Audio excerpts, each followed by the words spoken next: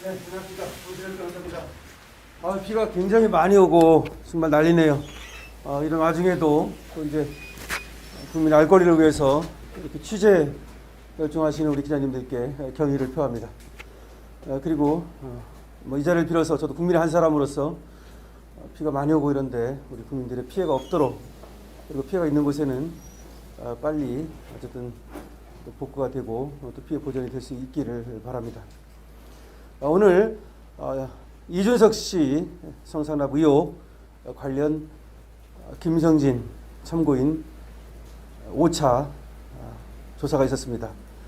지금 방금 오후 조사가 끝났는데요. 6시까지 이어졌습니다.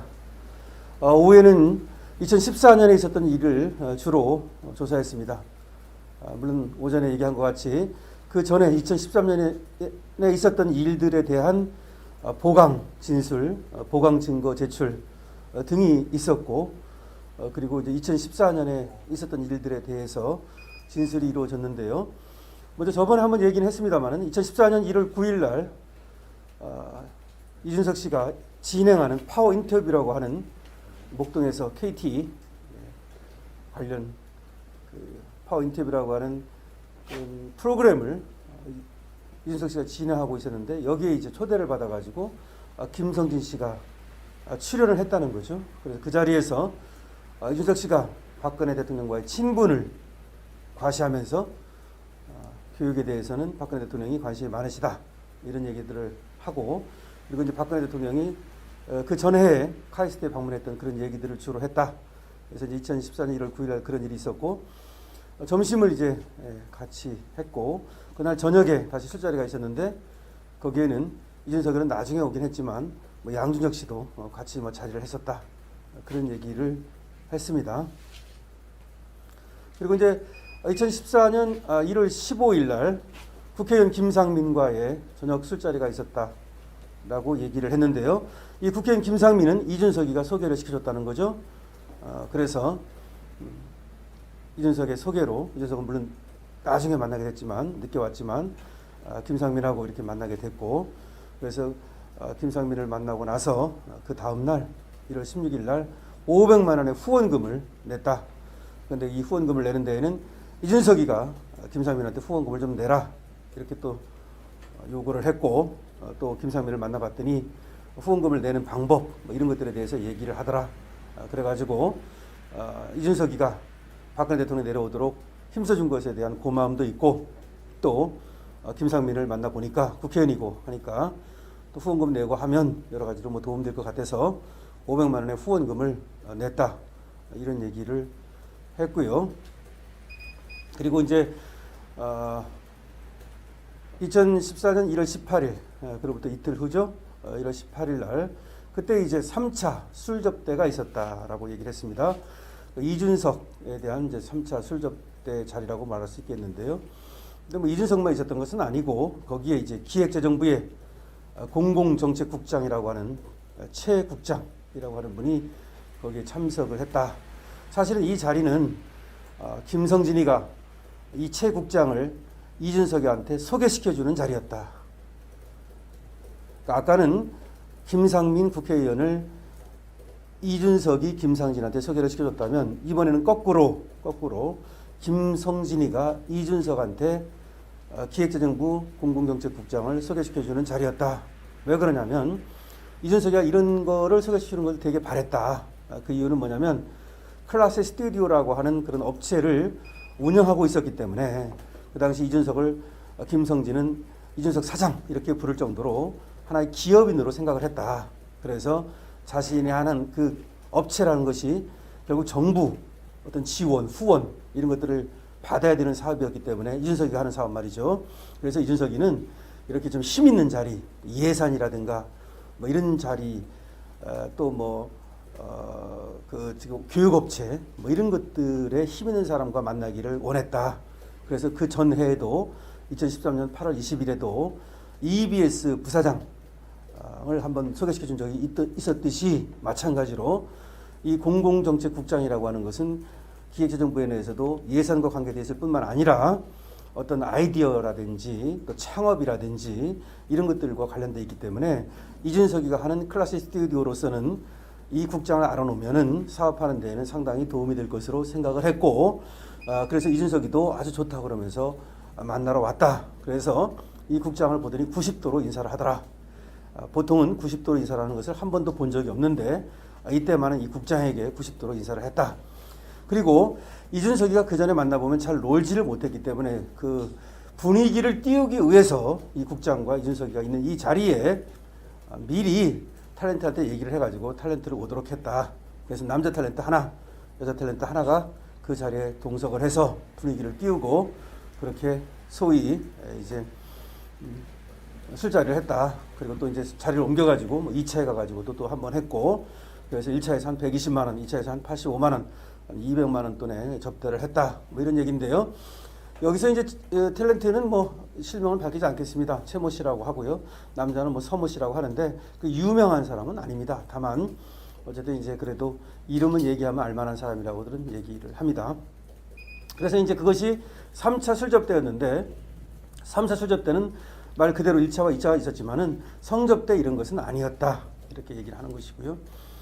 그리고 이제 4월 9일로, 물론 1월 20일 날 간단한 술자리가 있었는데 이걸 얘기할 만한 건 아니다 그런 것이고, 4월 9일 날 이제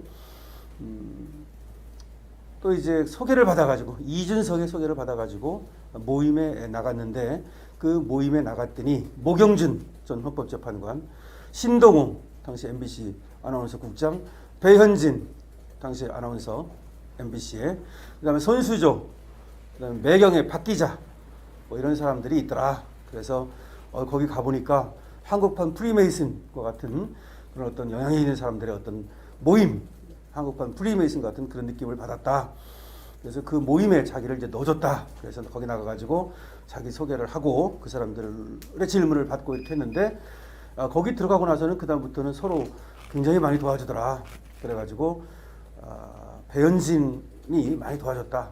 그래서 MBC의 그 메인 그 스튜디오 여기도 뭐 들어가서 같이 둘이 사진을 찍기도 하고, 그리고 어떤 사업상 필요가 할 때마다 배현진이 나타나가지고 또 이렇게 얼굴마담 역할을 해주고 많이 도와줬다. 그리고 모경준 같은 경우도 자기가 어떤 재판이 있었을 때 남경필을 5천만 원을 정치자금 도와줬다가 정치자금법 위반으로 재판받고 수사를 받은 적이 있거든요. 김성진 씨가 뭐 그런 때에도 돈 안 받고 뭐 상담도 해주고 그러더라. 뭐 이런 얘기입니다. 그러니까 그거는 결국은 하나의 이제 모임이 있었는데 이 모임을 이준석이가 소개를 해가지고 거기 들어가가지고 서로 이제 한 1년 정도 알고 지내면서 서로 돕고 이렇게 했다. 뭐 이런 얘기입니다. 자, 그래서 지금 뭐 자세히 좀 말씀을 드렸습니다만 여기까지 오늘 조사를 했습니다. 그래서 오늘 조사를 마치지 못했습니다. 그 4월 9일까지밖에 못했고 2014년 말까지 그 만남이 이어지는데요. 그 만남이라고 하는 것이 뭐 이렇게 좀 시시한 것도 있고 또 얘기할 만한 것도 있고, 그런데 오늘 얘기하는 것 중에서는 두 가지가 중요한 것이라고 하겠죠. 하나는 어쨌든 1월 18일 날 3차 술접대가 있었다. 3차 술접대가 성접대는 아니었지만 여기에서 이제 기획재정부의 국장이라든지 또 뭐 탤런트라든지 이런 사람들이 참석을 해서 자기가 접대를 했다는 얘기는 결과적으로는 이제 이준석에 대한 접대가 계속 이어졌다는 것을 얘기하는 것이고요. 그 다음에 이제 뭐 4월 9일 날 이거는 어떻게 보면 접대라기보다는 거기 이제 그런 모임에 이준석이가 넣어줘가지고 계속해서 교류를 했다는 것을 말하는 것이라고 볼 수 있겠습니다.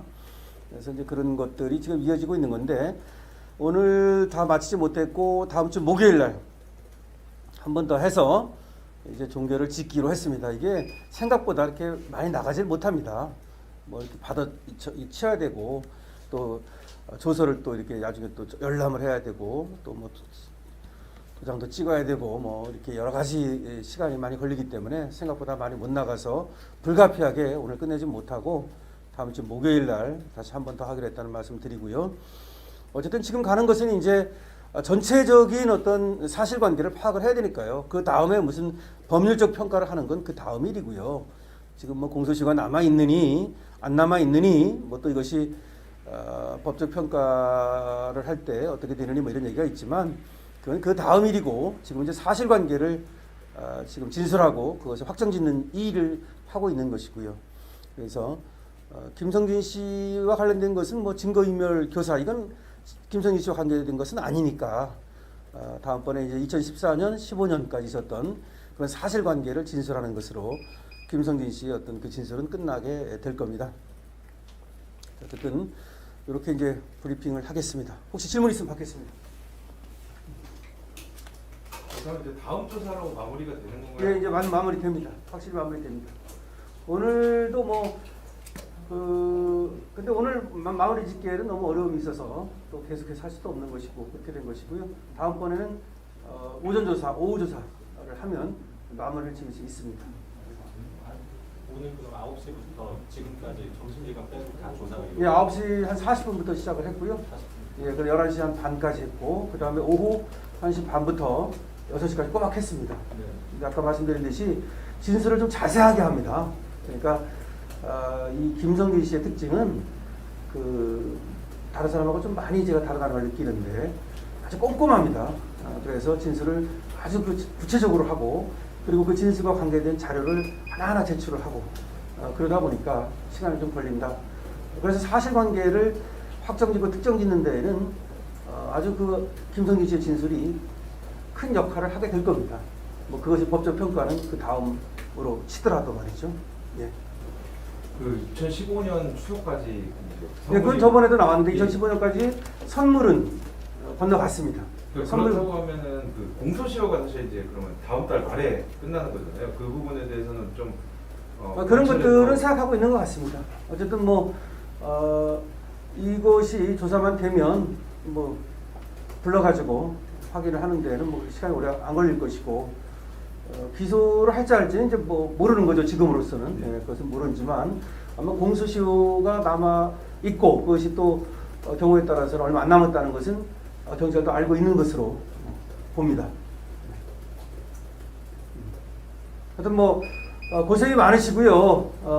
오늘 비가 정말 너무 많이 와서 이렇게 기다리시게 해서 좀 죄송한 마음도 좀 있고 그런데 어쨌든 국민의 알 권리를 위해서 수고하시는 것이고 이 사건이 갖는 의미라고 하는 것은 너무나 큰 것이기 때문에 여러분들의 노력에 감사드리고요. 그리고 앞으로도 남은 기간 동안 하여튼 조사에 충실히 잘 임해서 실체 진실을 밝히는 데 노력하겠습니다. 고맙습니다.